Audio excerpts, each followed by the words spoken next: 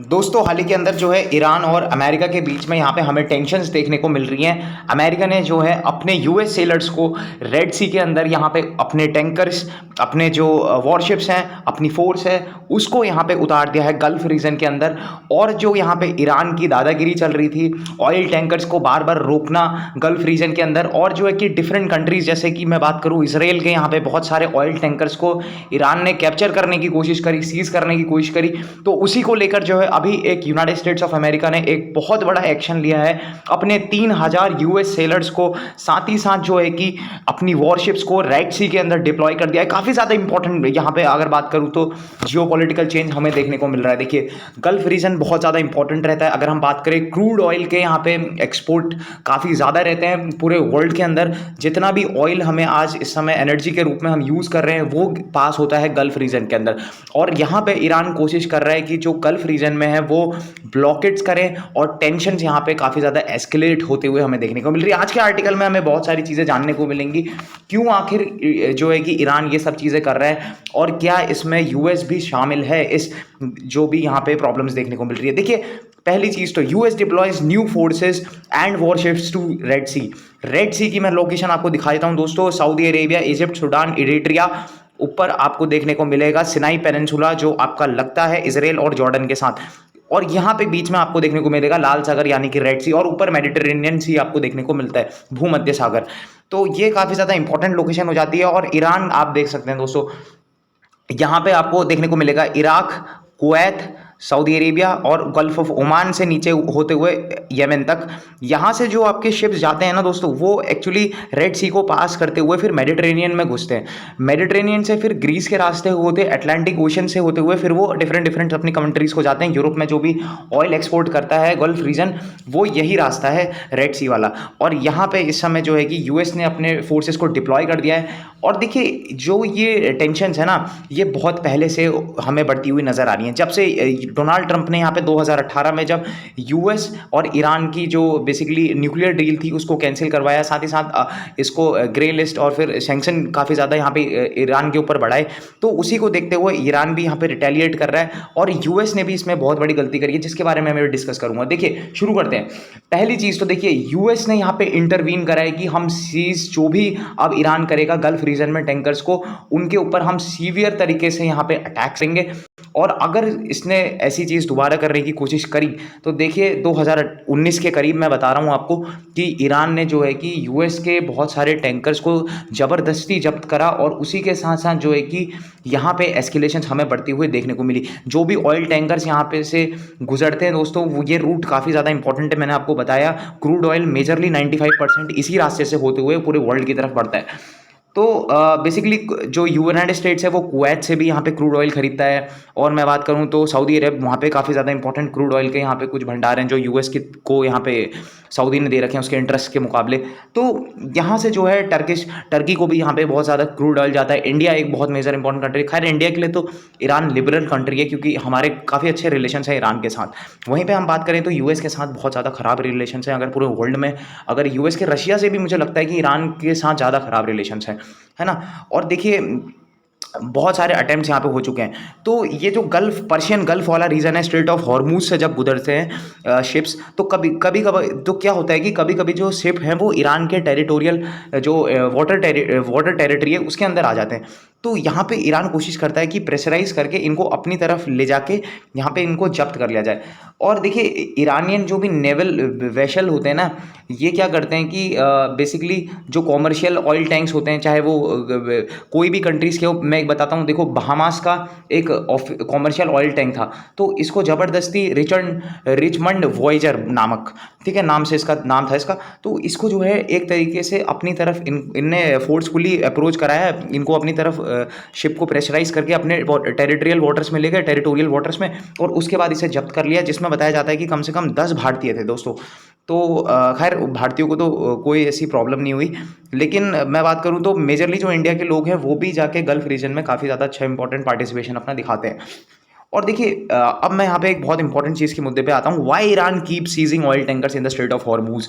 ये बहुत इंपॉर्टेंट जो क्वेश्चन है वो आपके दिमाग में उठ रहा होगा। देखिए बीते 2000 सालों से मैं बात करूँ, दो साल से जो है कि यहाँ पे ईरान ने बहुत सारे अटैक्स करे, है ना, और इंटरनेशनली जो फ्लैग्ड मर्चेंट वेसल्स होते हैं जिनके ऊपर अपने देश का झंडा लगा होता है, जो वेसल्स होते हैं जो वहाँ से गुजरते हैं, तो उनको फोर्सफुली अपने टेरिटोरियल वाटर्स में लाके उनको सीज़ करा।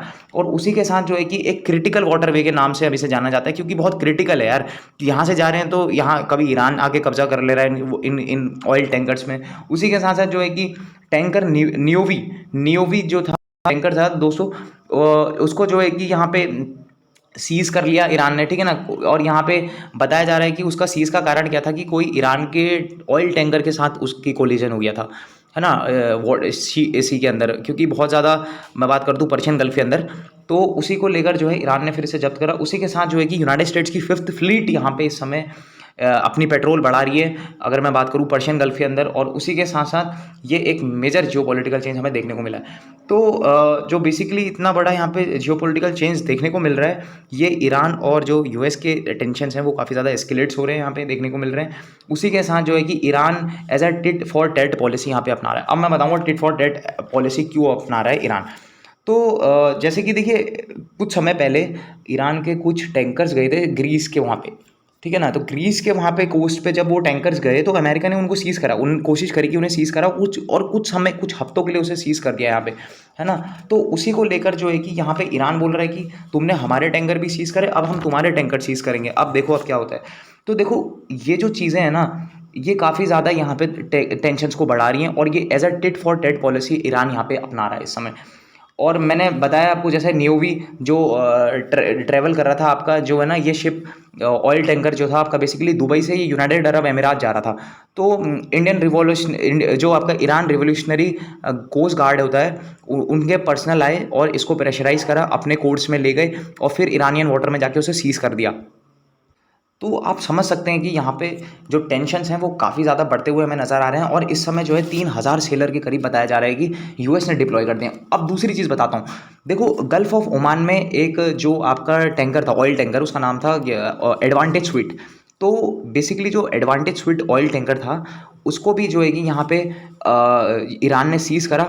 और उसी के साथ साथ जो है कि ये मार्शल आइलैंड की तरफ जा रहा था, सॉरी ये यूएस ने सीज़ करा, तो ये मार्शल आइलैंड का था। तो यूएसए ने बोला कि देखो जो ये ऑयल टैंकर जो ईरान से निकला है तेल लेके, बेसिकली ये जो है ना स्मगल्ड इलीगल क्रूड ऑयल है, क्योंकि यूएस ने जो है कि ईरान के ऊपर सैंक्शंस लगा रखे हैं।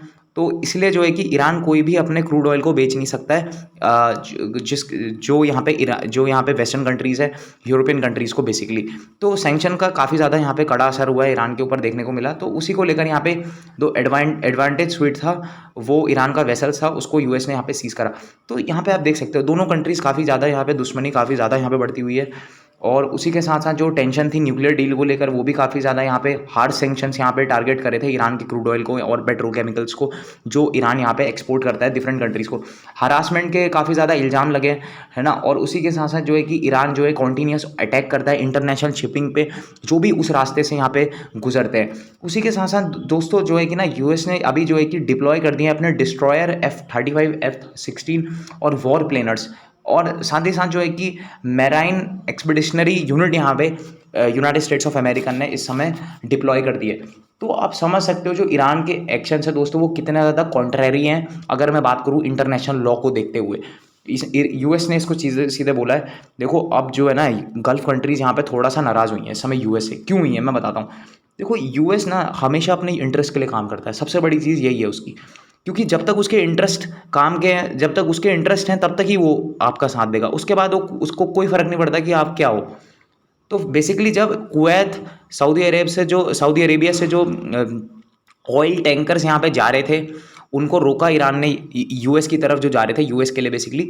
तो यहाँ पे यूएस एकदम से आया ना, उसको पता है कि हम मेजर जो ऑयल आता है हमारे यहाँ एनर्जी रिसोर्सेज है, एनर्जी जो आती है ऑयल के रूप में क्रूड ऑयल, वो हम गल्फ से ही लेंगे, है ना। और उसी को रोकते हुए जो है कि यहाँ पे ईरान रोकने की कोशिश कर रहा था। तो यूएस ने अपने डायरेक्टली यहाँ पे सोल्जर्स उतार दिए भाई पर्शियन गल्फ के अंदर। तो आप समझ सकते हो कि यहाँ पे जो है कि यूएस मिलिट्री जो है ना बेसिकली उसने पहले कभी उतना प्रेजेंस नहीं दिया। जब उनके इंटरनल सिक्योरिटी, उनके अपनी खुद की सिक्योरिटी की बात आई क्रूड ऑयल की लेकर, तो उनने जो है कि यहाँ पे जब उनको लगा कि भाई हमारी सिक्योरिटी यहाँ पे खतरे में है तो अपना उतार दो। तो यहाँ पे गल्फ़ कंट्रीज़ में काफ़ी ज़्यादा नाराज़ है और पेंटागन ने इस चीज़ को डिनाई करा कि भाई देखो हमारा ऐसा कोई प्लान वगैरह नहीं है। तो इसी को देखते हुए यहाँ पे काफ़ी ज़्यादा मेजर जियोपॉलिटिकल चेंज हमें मिडिल ईस्ट के अंदर देखने को मिला है दोस्तों। एंड कोई दूसरा कोई जियोपॉलिटिकल चेंज देखने को मिलता है डेफिनेटली आपके साथ वीडियो लाऊंगा। तब तक के बाय, जय हिंद, टेक केयर।